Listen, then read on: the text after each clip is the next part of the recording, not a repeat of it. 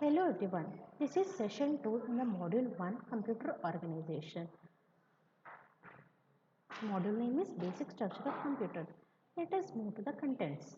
The performance of the computer, how to evaluate using the basic performance equation, and how to increase the performance of the computer using pipeline and superscalar operation using CISC and RISC performance measurement. What is performance? The most important measure of a computer is how quickly it can execute programs.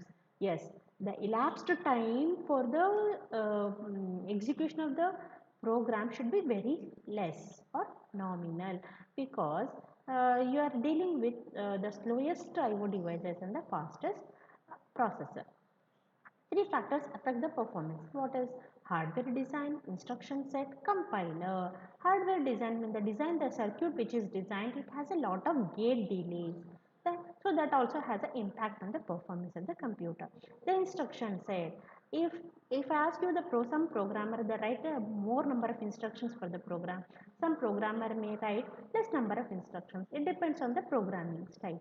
So the instruction set also has a that affects the performance. The compiler, which is used to execute the program. The compiler is a system software which translates the high level language program to the machine language.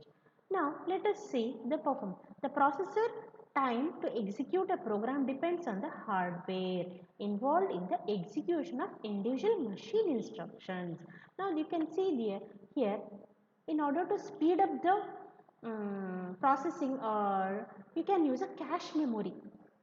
So rather than fetching everything from the main memory to the processor registers, whatever is frequently being used instructions can be placed into the cache memory. This will increase the performance of the computer.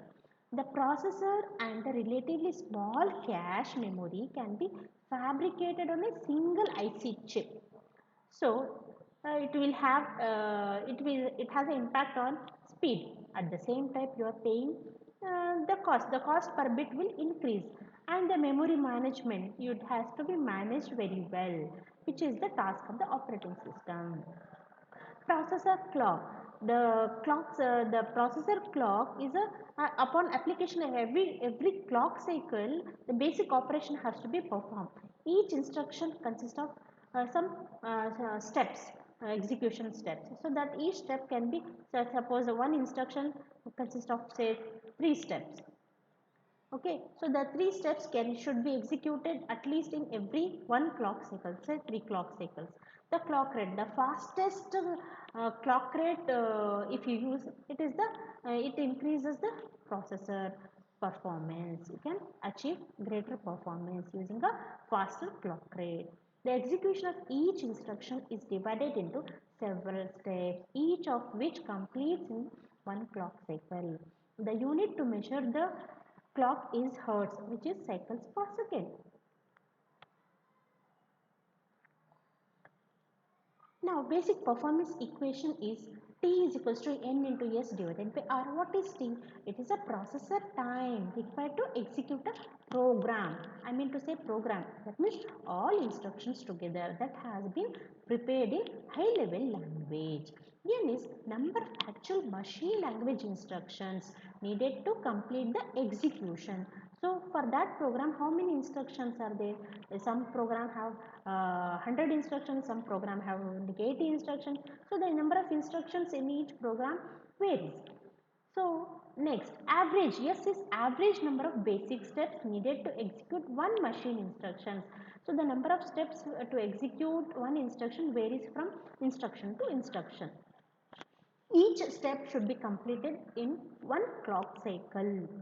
Note, these are not independent to each other. Yes, T is directly proportional to N and S and inversely proportional to R. R is a clock rate. If you increase R, that means if you use fast clock rate, then it will reduce the time needed to execute the program. If you try to increase the number of instruction in the program, it is directly proportional to T, then it has a more time. T also will be increased. If you increase more number of steps, then that also will increase the t. So what is desired here? T should be less, because whatever we give the program, it has to be executed in the very less time, minimal time. How to improve? One way is use instructions are necessarily executed one after another. The value of yes does not have to be number of clock cycles to execute one instruction. So pipelining, that means one clock cycle one step and another clock cycle another step. Not necessary. By overlapping of the steps, that means fetch, fetch, decode, execute, write. Each instruction consists of four basic steps. Fetch means read the instruction. Decode means decode the instruction. Then decode, then write the process result, and this is what. Now by overlapping the instructions, that is while fetching the instruction 1, while decoding the instruction 1, fetch instruction 2 can be fetched. While executing the instruction 1, the other can be used. That means you can overlap. So if one instruction, it needs 4 clock cycles, means if you are using 4 instructions, 4 for the 16 clock cycles will be required without pipelining. If you use pipelining, it will consume less than the 16 clock cycles. This is how you can reduce the n number of reduce the yes number of steps needed to the number of clock cycles needed to execute one instruction. Add R1 to R3. This instruction is 3 address instruction. That means rather than using 2 operands, it uses 3 operands. So this is a superscalar operation. A superscalar operation, multiple instruction pipelines are implemented in the processor. Multiple, that means not only one, multiple. This is how you can improve and reduce the yes. Goal, reduce yes could become less than 1. If it is less than 1, that means t is obviously very less. Clock rate. How can we increase the clock rate? Increase the clock rate by the latest IC technology. Nowadays you can see the as and when the technology changes, you are getting very good items with the highest latest technology. So when you change the clock, improve the clock rate with the IC technology, it will obviously reduce the time incurred to execute your program. It reduces the amount processing done in one basic step. Increases in R that are entirely caused by improvements IC technology. Okay. Trade-off between N and S. That means, what is the problem with this? If try to reduce the number of instructions, it will have impact on S. If you increase the N, it will have impact on. That means you have to balance this. The key consideration is use pipelining. S is close to 1, even though the number of basic steps per instruction may be considerably larger. It is much easier to implement efficient pipelining in processor with simple instruction sets. What are they? RISC and CISC. Reduced instruction set, complex instruction set. With the help of RISC and CISC, you can have impact on the N and S. A compiler. A compiler is a system software which will convert the high level language program to machine. If the software is very fast software, very upgraded one, it can reduce N. It can reduce the N number of instruction. We need suitable machine instruction set and compiler that makes good use of it. Goal is to reduce N into years. A compiler may not be designed for a specific processor. However, high quality compiler is usually designed for and with a basic processor. This can be done. How do the performance measurement can be done?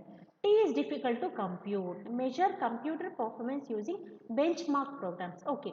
Suppose you have one company has fabricated one computer, you have to measure its performance. How can you do it? Yes, anyone cannot say that, claim that my computer is very fast. It is done with the help of by executing some benchmark programs. The benchmark programs is nothing but some standard program which include GUI applications, gaming programs, operating systems. By executing all type of programs, the computer should perform equally well. It should give very good results for all these. Now, there is a non-profit organization called SPEC, System Performance Evaluation Corporation. It selects the benchmark programs. Time to time, it will change that benchmark program and publishes representative application programs for different application domains together with the results of many commercial available computers. It will compile and run, and it is not doing any simulation. I mean literally the programs, all type of these programs will be executed in order to measure the performance of the computer, and it is compared with a reference computer. This is what spec rating. A running time on the reference computer, running time on the computer under test, which is this spec rating is done executed for all type of programs. N is a number of programs. I is equals to 1 to n. All programs will be executed, and this is spec rating, how it is evaluated. Multiprocessors and multi-computers. So multiprocessor means more than one. You have quad core, dual core, octa core. It means more than one processor unit is there. It executes number of different application tasks in parallel. It executes subtask of a single large task in parallel. That means single subtask will be divided into multiple. It will fraction the task into multiple units, and each unit will be performing the one task. Hence, it will execute concurrently. Ultimately, the multi-core processor is very fast compared to unicore. All processors have access to all memory, and they are called shared memory multiprocessor. What is the cost? The cost of processor memory units complex instruction networks is incurred in this. Multi-computers. Each computer only have access to its own memory.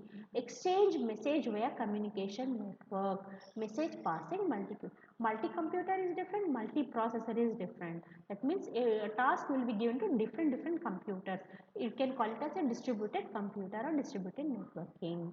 These are the references, and this is end of the session 2. Thank you.